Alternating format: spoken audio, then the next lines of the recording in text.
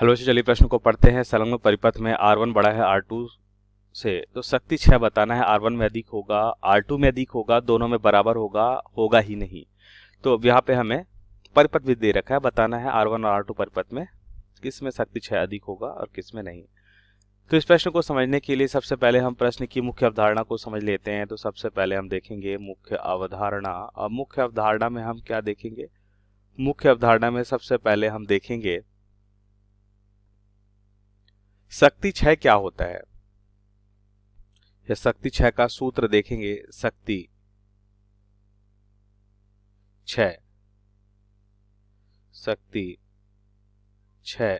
तो शक्ति 6 को अगर हम लिखते हैं P से, तो P बराबर क्या होता है? P बराबर I स्क्वायर इंटू R होता है, या हम इसी को लिख सकते हैं P बराबर V स्क्वायर बटा R। ये हम लिखते हैं V equals to I into R में। अगर I स्क्वायर इंटू R है तो I के स्थान पे हम रखेंगे V बटा R, तो क्या हो जाएगा? V स्क्वायर बटा R स्क्वायर, एक R से कैंसिल हो जाएगा और एक R यहाँ पे बचेगा। तो इस तरह से हम शक्ति 6 लिखते हैं और इसका मात्रा क्या होता है? वाट होता है। अब ध्यान से देखिए, अब दिए गए परिपथ में हमें शक्ति 6 निकालना है, तो इसको हम कैसे मालूम करेंगे? ध्यान से देखिए, यहाँ पे हम लिख सकते हैं कि, अब ध्यान से देखिए, यहाँ पे मान लेते हैं अगर इस परिपथ का विभव भी है, तो इस बिंदु पे हम देखेंगे तो हमें विभव क्या मिलेगा? A और B बिंदु के मध्य भी विभव क्या मिलेगा? B मिलेगा, क्योंकि विभव यहाँ पे समान होगा, क्योंकि इनके मध्य कोई भी प्रतिरोध नहीं है।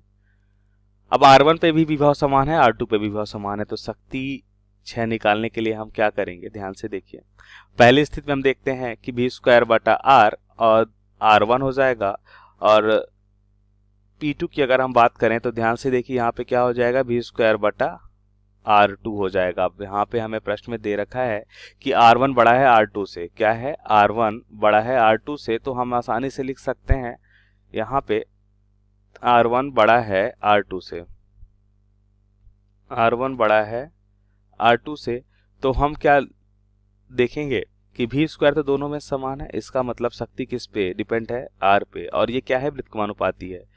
अगर शक्ति, क्योंकि हम जानते हैं शक्ति क्या है? V स्क्वायर बटा R, तो यहाँ पे देखिए भी तो समान है, तो इसका मतलब शक्ति क्या है? R के व्युत्क्रमानुपाती है।